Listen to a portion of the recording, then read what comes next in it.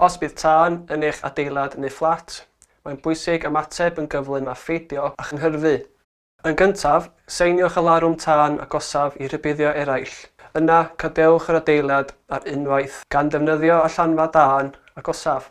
Peidiwch â stopio i gasglu eiddo personol a peidiwch â defnyddio'r lifft.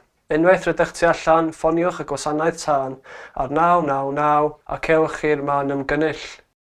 Os nad ydych yn gwybod ble mae'r man hwn, cysyllwch â ni ymlaen llaw mwyn gwybod ble i fynd. Peidiwch â mynd yn ôl i mewn i'r adeilad, oni bai y dywedwydd wrthych eich bod yn ddiogel i gwneud hyn.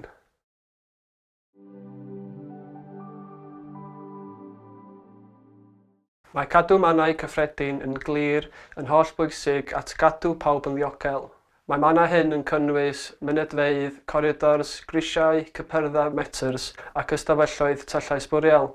Gall rhwystro mannau hyn atal pobl rhag ymadael ac atal gwasanaethau brys rhag gwneud eu gwaith. I leihau risgiau tân, peidiwch â gadael eiddo personol, megis bwriel, dodrefn nag eitemau addurniadol yn y mannau hyn. Gall eitemau bob dydd, megis esgidiau, cotia neu feiciau fod yn beryglus.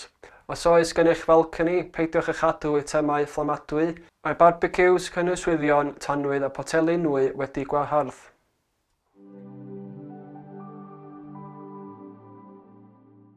Ni ddylid cadw neu newid i feicia, e-sgwteri a sgwteri symudedd mewn mannau cyffredin, oni bai fod gennych ardal addas ar gael a bod gennych ganiatâd i gwneud hyn. Os nad ydych chi'n gwybod ble i storio'ch sgwteri symudedd, cysyllwch â'r tîm cydymffurfio yn gwasanaethau tai am Cyngor.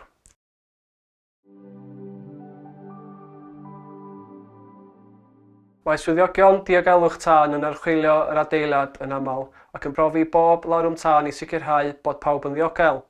Os oes angen gwybodaeth bellach arnoch, ewch i wefan Cyngor Sir Ynys Môn. Diolch am eich help i gadw eich adeilad yn ddiogel.